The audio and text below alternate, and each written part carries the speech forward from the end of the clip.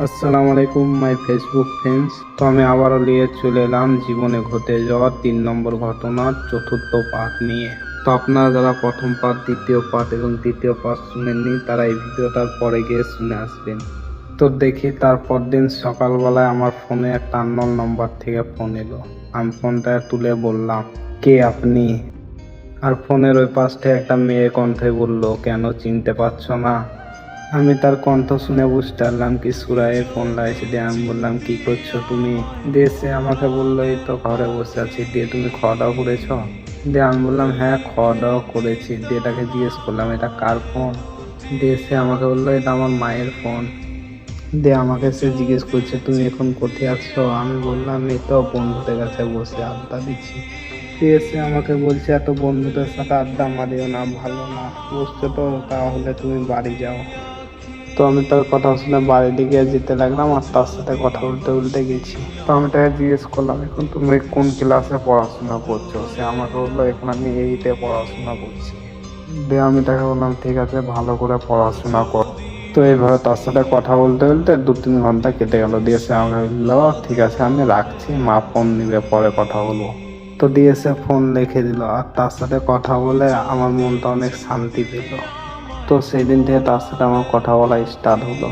তো তার সাথে আমার দিনে 14 ঘন্টা কি 15 ঘন্টা ফোনে কথাই হতো। তো এইভাবে কথা বলতে বলতে আমাদের সম্পর্কর বয়স প্রায় 1 বছরের কাছাকাছি হয়ে গেছে। আর এদিকে আমার পড়াশোনার অনেক ক্ষতি হয়েছে, কারণ আমার পুরোটা সময় ওকে দিয়েছি, পড়াশোনার প্রতি আমি সময় দিতে পারি। আর এইদিকে আমার উচ্চ মাধ্যমিকের পরীক্ষা চলে আসছে। তো আমাদের ভালোবাসা এখনো চেঞ্জে আসেনি। সুরের সাথে আমার ঠিক সেভাবে কথা চলছে এখনো। তো সে কিছুদিন বাদ আমাকে বলে কি, আমার চাচাতো বোনের বিয়ে আছে, আমি যাব? তো আমি তাকে বললাম, ঠিক আছে তুমি যাও, কিন্তু পচা মধ্যে আমাকে একটা ফোন দিও। তো সে ওইখানে পৌঁছে আমাকে একটা ফোন দিল। সে ফোন দিয়ে বললো, আমি পৌঁছে গেছি, তুমি ভালো করে খাওয়া দাওয়া করিও। আমি বললাম, ঠিক আছে। দিয়ে সে ফোনটা রেখে দিল। তো তারপরে থেকে দেখছি সে আমাকে আর ফোন দেয় না। তাই তাকে আমি বহুত ফোন আর বহুত মেসেজ করেছিলাম, তার কোনো রিপ্লাই পাইনি। আর সে ঘুরে আমাকে ফোনও লাগায়নি। তো আমার ফোন মেসেজে আমি কোনো রিপ্লাই পাইনি, তাই আমার মনটা অনেক খারাপ হয়ে গেছে। আর এদিকে আমার উচ্চ মাধ্যমিকের পরীক্ষা স্টার্ট হয়ে গেছে। তো উচ্চ মাধ্যমিকের পেপারে আমি কিছু লিখতে পারিনি, কারণ আমার মস্তিষ্কে শুধু তারই কথা ভাসছিল।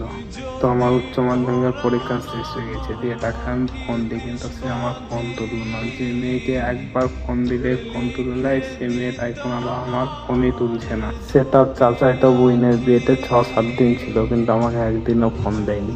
তো সে আমাকে 8 দিন পরে ফোন দেয়। তো আমি তার কথাটা অনেক চেঞ্জ খুঁজে পেলাম। সে যে কোনো অজুহাতে আমার সাথে কথা বলতে কম চাইছে। তো আমি তাকে জিজ্ঞেস করছি, কি হয়েছে? তা সে আমাকে বলছে, কিছু হয়নি, এমনি।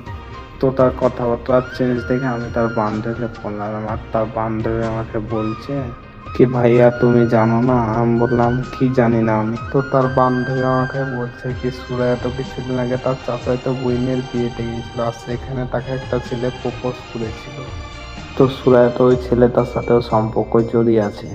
দিয়ে তার বান্ধবী আমাকে অনেক রকম কথা বললো। দিয়ে আমি তাকে বললাম, ঠিক আছে আমি দেখছি, তোমার সাথে পরে কথা বলছি, হ্যাঁ রাখলাম। তো সুরাই আমাকে রাতবেলায় ফোন দিলাম, ফোনটা তুললাম। তো আমি ফোন তুলে সুরাইকে বললাম, তুমি যেটা আমার সাথে করছো সেটা কি ভালো করছো? তো সুরাই আমাকে বলছে, কি করলাম তোমার? আমি তো তোমাকে ভালোবাসি নিজের চেয়েও বেশি। তো আমি বললাম, চুপ করো, আর মিথ্যে কথা বলতে হবে না। সে আমাকে বলছে, কি মিথ্যে কথা বললাম সেটা তো বলো। তোমার বান্ধবী আমাকে সব বল দিয়েছে কি তুমি অন্য ছেলেকে ভালোবাসো না। তো এই কথাটা শোনা বাদে সুরায় কান্না করতে লেগেছে, কারণ সে বুঝে গেছে কি আমি সব জেনে গিয়েছিলাম। তো সুরায় আমাকে কান্না করতে করতে বলছে কি, এবারের মতন আমাকে ক্ষমা করে দাও, আমি জীবনে আর এই ভুল করবো না, তোমার দুটো পায়ে ধরছি, আমাকে ক্ষমা করে দাও। তো আমি তার সব ভুল ক্ষমা করে দিলাম, কারণ আমি তাকে খুব ভালোবাসতাম, নিজের চেয়েও বেশি আমি তাকে ভালোবাসতাম তার জন্য। তো আমাদের সম্পর্কটা আবার আগের মতন চলতে লাগলো। তো আসসালামু আলাইকুম মাই ফেসবুক ফ্রেন্ডস, আবার দেখা হবে 5ম নম্বর পার্ট নিয়ে। ততক্ষণের জন্য টাটা, বাই বাই। তোর লিখে দিতাম